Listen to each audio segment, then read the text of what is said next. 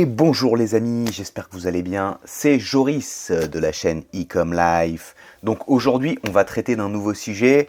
Alors, je sais que j'ai déjà traité ce sujet précédemment, mais pour moi, c'est vraiment un point central. Surtout quand tu débutes ou que tu n'as pas de résultats en dropshipping, c'est vraiment un point central, c'est les différentes étapes pour passer de « je commence, je n'ai jamais fait de vente ou très peu, ou j'ai aucune compétence en dropshipping » à « j'ai une boutique rentable ». Si tu comprends cette vision, après le reste, ça va être que du travail et de jamais lâcher. J'avais envie de refaire cette vidéo d'une autre manière parce qu'il y a peut-être des points que tu vas comprendre dans cette vidéo que tu n'avais pas compris avant. Donc pour moi, sur les vidéos importantes, c'est important régulièrement de les refaire. Je me répète un peu sur les trucs importants, c'est important de les refaire pour vraiment que à certains moments, si la phrase est tournée différemment, que ça clipse un peu, tu vois, dans ta tête, qu'il y a un truc qui se débloque. Donc, parfois, j'aime bien répéter les choses. Et souvent, en fait, on répète les choses et on se les répète aussi à soi-même parce que parfois, on le sait, mais on doute. Et le rappeler, déjà, ça te remet dans le droit chemin. Et le reformuler, parfois, ça te permet de le comprendre différemment. Ok ? Donc, on va passer au sujet de la vidéo.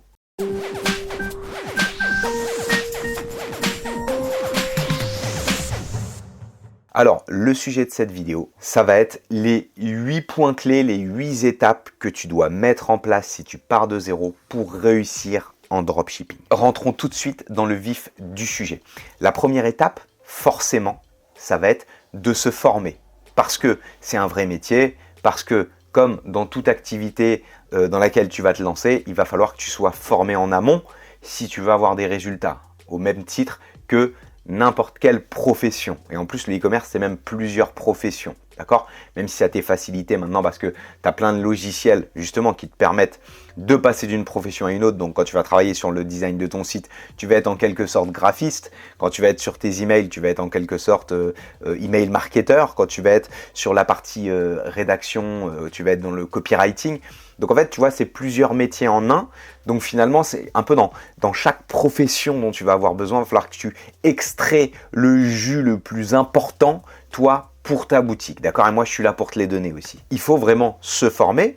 Et se former, qu'est-ce que c'est ? Dans un premier temps, il faut se former avec quelqu'un ou un formateur avec qui tu adhères avec sa vision, ok ? Qui te paraît cohérent, logique et que ça matche aussi avec tes objectifs. C'est-à-dire que ce qu'il te propose, notamment moi ce que je propose entre guillemets, c'est que les gens arrivent déjà à leur liberté financière à leur indépendance financière, faut pas confondre, avec leur boutique en ligne, donc pouvoir vivre de n'importe où en quelques heures par jour avec son ordi, avec sa boutique, ok, faisable par la majorité. Je promets pas des milliards, ok, ou des millions, mais en tout cas tu peux très bien vivre avec ta boutique en dropshipping si tu fais bien les choses, d'accord ? Le premier point, ça va être de te former avec quelqu'un avec qui tu matches. Et le deuxième point, ça va être de te former sur les différentes... Donc, tu vas avoir l'aspect vision et stratégique. Ça va dépendre aussi du formateur. Et tu vas avoir aussi l'aspect, après, compétences, d'accord ? Donc, compétences, c'est quoi ? C'est que tu vas avoir plusieurs compétences, comme je te disais, à maîtriser. Et tu vas être obligé de bien te former parce que maintenant, il faut être professionnel. Donc, tu vas avoir Canva, par exemple, qui est, en plus, maintenant, les logiciels sont très faciles à prendre en main. Donc, tu vas avoir, par exemple, Canva pour l'aspect graphique de ton site design, pour faire tes visuels, habiller ta boutique, faire ton logo, etc. Tes visuels produits, tout ça. Et tu vas avoir, alors, tu peux aussi utiliser Canva pour les montages vidéo ou CapCut. Et ça, c'est pareil, va falloir que tu pratiques un minimum pour devenir, entre guillemets, passable, je vais pas te dire bon, ok, mais pour que tu deviennes passable avec tes montages vidéo, pour qu'on n'ait plus l'impression que ce soit quelqu'un qui fait ça dans son garage, d'accord, entre deux matchs de foot. Donc, il faut vraiment que tu atteignes ce niveau où ça va devenir facile de faire des vidéos et comme ça, en plus, toi, ça te permettra de tester plein de choses et de mettre plein de vidéos au service de ta boutique et de tes produits, que ce soit en publicité, sur tes fiches produits, etc. Donc voilà, tu as bien compris, le premier point hyper important, c'est de se former. Il faut que tu acquérisses la vision, donc il faut que tu te formes avec quelqu'un qui a une vision aussi toi qui t'intéresse, ok, des objectifs là où il veut t'amener, que ce soit aussi tes objectifs personnels. Et deuxième point, te former sur les compétences nécessaires pour réussir à développer sa boutique et à en tirer le meilleur, d'accord ? Donc ça passe par apprendre des logiciels pour avoir un minimum de compétences pour que ce que tu crées via ces logiciel, ok, que ce soit graphique, vidéo ou même Shopify, etc., que ce soit un minimum professionnel et qu'on n'ait pas l'impression que ce soit un mec qui essaye de couiller les autres. Deuxième point, ça va être d'aller chercher ta thématique ou des produits autour d'une thématique. Pourquoi? Parce que vraiment, ce que je conseille maintenant, j'ai l'impression que je me répète tout le temps, mais c'est hyper important, mais je vous conseille toujours et je te conseille toujours de te placer sur une thématique. Pourquoi? Parce que le fait de te placer sur une thématique, ça va te permettre, dans un premier temps et le plus important, de vivre sur le long terme de ta boutique. Parce que tu vas trouver un sujet central, ok, une thématique, ça peut être le sport, ça peut être la danse, ça peut être la musique, ça peut être le judo, le rugby, y a plein de choses, la peinture, le dessin, je sais pas moi. Tu as plein de thématiques et il faut que tu trouves une thématique avec laquelle tu matches, donc avec laquelle tu as un minimum d'affinité. Si tu n'en as pas, tu vas prendre une qui t'intéresse, en tout cas un minimum, pour pouvoir créer du contenu régulièrement et passer du temps sur ta boutique. Et le fait de faire ça et d'avoir plein de produits autour de ta boutique, de partager du contenu aussi sous forme de blog ou de vidéos autour de ta boutique, tu vas fidéliser et tu vas attirer forcément des gens qui pratiquent soit le sport sur lequel tu t'es placé ou qui sont dans le hobby sur lequel tu t'es placé avec ta boutique. Donc ils vont vraiment être intéressés par tes produits et tu vas leur vendre tout au long de l'année des produits. D'accord ? C'est pour ça qu'il faut avoir un catalogue assez large. Et c'est pour ça vraiment que la thématique, c'est bien. Ça, c'est le premier point. Deuxième point, c'est que si tu fais une boutique sur une thématique, déjà, si la thématique est assez grande, tu auras toujours des produits à tester en publicité. Tu pourras trouver des produits winners sur ta thématique ou des produits d'appel, ok, pour pouvoir ramener des clients à moindre coût et même gagner de l'argent en publicité. Donc, tu auras toujours cet aspect-là. Mais en plus de ça, tu vas te couper naturellement de la concurrence parce que tu n'auras pas justement l'aspect monoproduit, d'accord? Donc, le fait d'avoir une boutique, plein de produits et qu'on ait vraiment l'impression que c'est un expert qui a lancé cette boutique, ça va te donner une légitimité et beaucoup plus d'autorité autour de ta boutique pour vendre, comparé à un monoproduit. De toute manière, maintenant, comme je le dis, le comportement des utilisateurs, des consommateurs, il change. J'ai envie de te dire, la majorité des gens maintenant qui ont acheté sur Internet ont forcément déjà acheté. Il y a de très grandes chances sur une boutique juste avec un produit. Et il y a aussi de très grandes chances, vu que les gens faisaient un peu n'importe quoi ces 5 dernières années, qu'ils aient acheté un produit de merde. Donc inconsciemment, quand ils vont aller sur un site où il n'y a qu'un produit, il y a des warnings, même si c'est inconscient, qui vont se déclencher et tu vas perdre en taux de conversion. Donc le fait d'avoir une boutique sur une thématique, et surtout au moment des événements marketing, que ce soit Sol, Noël, Black Friday, ça va vraiment te donner une puissance en termes de conversion et une puissance en termes de panier moyen. Tu vas avoir des commandes beaucoup plus hautes, okay, avec un montant beaucoup plus conséquent. Parce que forcément, si tu as plein de produits, que la personne achète un produit, que tu lui proposes d'autres produits qui matchent avec son intérêt, avec sa passion, et elle va te faire des paniers beaucoup plus grosses. Et surtout pendant les soldes, les Black Friday, les machins. Et comme je dis, des événements marketing, tu en as tout le temps. La boutique de thématique, c'est super là-dessus. Et puis même pour toi, ça va être beaucoup plus épanouissant quand tu commences de faire bien une boutique plutôt que de tuer des boutiques, de lancer. Tu vois, c'est un business qui a un arrière-goût un peu de caca, quoi. Tu vois, c'est un peu sale comme business. Je monte une boutique, je fais du one-shot, je ferme, je rouvre, je ferme. Alors que si tu crées vraiment beaucoup de valeur autour de ta boutique de thématique, que tu vas chercher qu'est-ce qui les intéresse, que tu vas essayer de comprendre ta cible et ton avatar, tu vas vraiment avoir l'impression de faire quelque chose qui apporte plus de valeur. Et c'est là-dedans qu'on est heureux aussi. C'est en devenant bon dans son domaine et en apportant de la valeur aux autres. Tu as les deux aspects. Tu vas devenir bon, un peu comme tu vois, un commercial qui va devenir bon dans une boîte parce ça fait longtemps qu'il est avec les produits. Il va peut-être prendre plus de plaisir, tu vois, que le mec qui sait pas ce qu'il vend au départ, qui fait ça vraiment que pour le pognon, machin.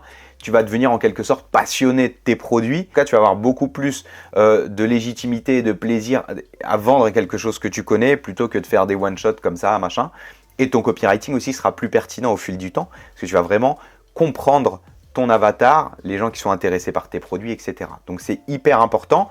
Plus tu vas rester longtemps dans ta thématique, alors il faut que la thématique elle soit un minimum, qu'elle ait une audience assez large, on est d'accord. Mais plus tu vas rester dans ta thématique, plus tu vas devenir bon dans ta thématique et plus tu vas faire des ventes, ok, si tu mets en place les bonnes stratégies. Le deuxième point, c'était trouver une liste de produits autour d'une thématique que tu auras choisie. Troisième point, ça va être comprendre ton avatar client. Je ne vais pas passer trop de temps dessus parce que je te l'ai un peu évoqué juste avant, mais l'idée c'est que c'est pas simplement de te mettre sur une thématique et de lister des produits comme ça à l'aveugle. ça va être de lister des produits vraiment pertinents autour de ta thématique que des gens achètent, tu vois, et de ne pas passer sur des produits où vraiment il y a 1% de ton audience potentiellement qui vont les acheter. Donc vraiment de te mettre sur les produits essentiels de ta thématique, sur des produits aussi peut-être qu'on ne voit pas partout, d'accord? Ça aide vachement si les produits ne sont pas commercialisés dans les grandes distributions.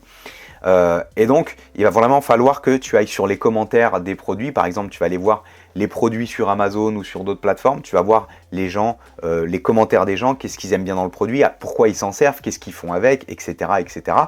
Et ça va te permettre, toi, derrière, sur ton site, d'aller faire un copywriting sur tes fiches produits hyper ciblé et hyper pertinent.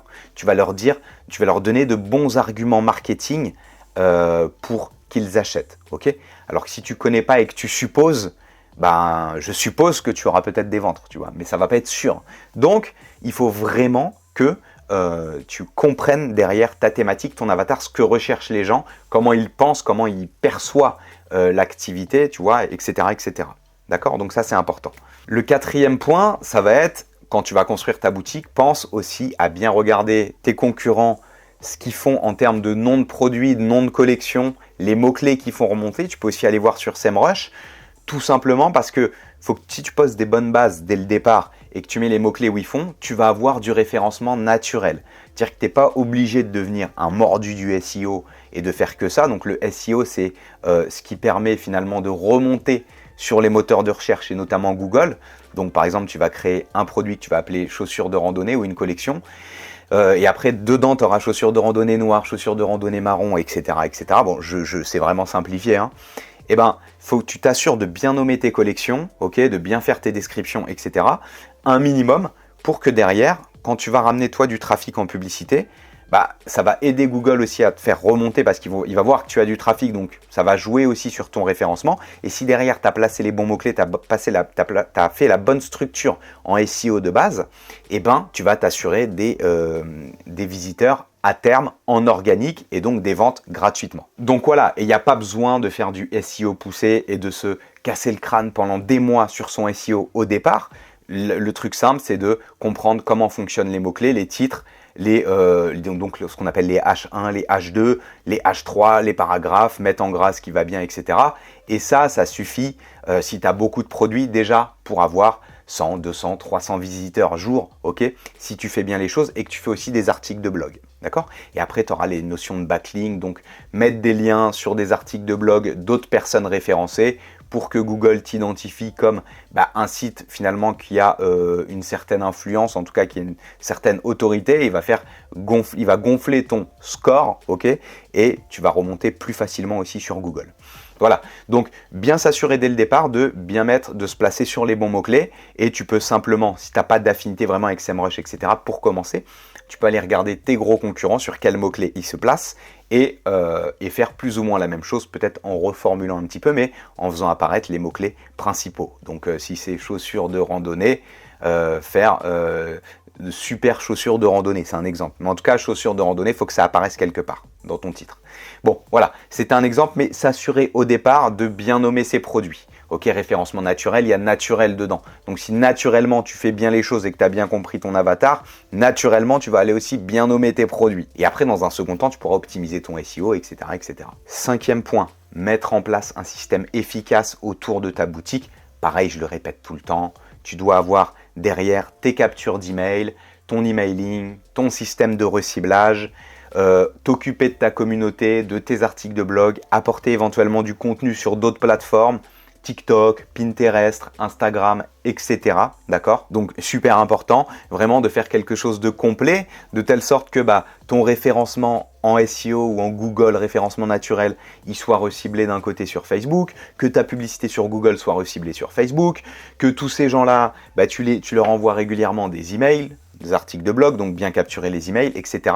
Et tout ça va te créer un espèce de cercle vertueux, ok, un cercle abondant où ce système ils vont se faire un peu recibler de partout et sur le moyen long terme, ça va être hyper bénéfique parce que petit à petit, tu verras que tu as des gens qui sont venus il y a 1 mois qui vont acheter, il y a 2 mois ils vont acheter et petit à petit, ça va te faire une courbe croissante sur le moyen long terme. Le 6e point, ça va être identifier tes produits tendances dans ta thématique. Donc tes produits qui se vendent le plus actuellement, tu peux te servir d'Amazon, de Google Trends, de TikTok, de Facebook, tous les outils, tu vas aller scruter. Tu vas aller scruter, est-ce que mon produit se vend sur cette plateforme? Est-ce qu'il se vend sur Amazon? Est-ce qu'il se vend? Est-ce qu'actuellement il est sur Amazon dans les premières pages? Est-ce qu'il y a eu beaucoup de commentaires ces derniers mois? Est-ce que ceci, est-ce que cela? Et tu vas regarder si actuellement ton produit il est en tendance et s'il l'est, ok, donc les critères à prendre en compte, c'est dans ta thématique, tu vas lister les produits qui se vendent le plus et tu vas aussi lister les produits qu'on trouve le moins. Donc les critères, c'est ce qui se vendent le plus et ce qu'on trouve le moins dans les grandes distributions, Carrefour, machin. Après, si on les trouve dans des magasins spécialisés, c'est pas très grave parce que tout le monde n'a pas un magasin spécialisé à côté de chez lui, même un Decathlon ou un Intersport si tu es dans le sport ou une boutique de musique ou de dessin ou j'en sais rien à côté. Donc là, ça peut être hyper intéressant parce que et le produit il est en train de bien se vendre et en plus il n'est pas disponible partout. Donc tu sais que tu as une opportunité là-dessus de faire une pub et d'en faire un produit d'appel. Il faut aussi également que tes produits que tu vas lister pour envoyer sur Facebook te permettent de dégager quand même une assez belle marge. D'accord? Admettons que c'est un produit que tu achètes 10. Idéalement, c'est bien si tu le vends entre 30 et 40 euros. Parce que le fait d'avoir une marge aussi grosse, bah, ça va te permettre de dépenser beaucoup plus de pubs. Et comme ton objectif en publicité Facebook, c'est avant tout d'aller chercher des clients sans perdre d'argent parce que tu es sur une boutique de thématique, donc tu sais qu'ils rachèteront derrière si ton produit est bon, bah, il faut que tu fasses le plus de marge possible. Donc un produit qui a une bonne marge et un produit qui a une belle valeur perçue. D'accord ? Donc après, bien sûr, tu iras développer tes publicités, tu vas utiliser Canva et CapCut pour faire tes créatives. Après, il y a des structures types pour Facebook qui fonctionnent bien. On ne va pas tout voir ici parce que c'est déjà assez dense comme contenu en peu de temps. Mais on verra ça dans une prochaine vidéo. Je t'invite à t'abonner d'ailleurs si tu veux être averti de la prochaine vidéo. 7e point, ça va être surfer sur les événements marketing pour faire beaucoup de ventes. Une fois que ta machine elle tourne, une fois que tu as ton SEO, une fois que tu as tes publicités, et même si tu n'es pas hyper rentable, n'oublie pas que tu as les événements marketing et tu as des boutiques qui fonctionnent que sur les événements marketing. Les grosses enseignes, elles dégagent vraiment du bénéfice pendant les soldes, pendant Black Friday, pendant les French Day, pendant les vacances, pendant j'en sais rien, tu vois. Mais il y a toujours des moments clés pour une boutique qui vont faire ta trésorerie des 5-6 prochains mois, même plus. Donc, il faut vraiment comprendre que si tu es à la limite, que tu dégages un tout petit peu, que tu ne perds pas d'argent, etc., attends un événement marketing pour voir parce que tu vas peut-être vraiment tirer ton épingle du jeu. Donc, événement marketing hyper important et ça passe pas, par exemple, il y a les soldes qui arrivent. Je vais préparer des nouveaux templates d'email pour les soldes. Je vais redesigner mon site en partie, donc peut-être le visuel d'accueil, les visuels collections.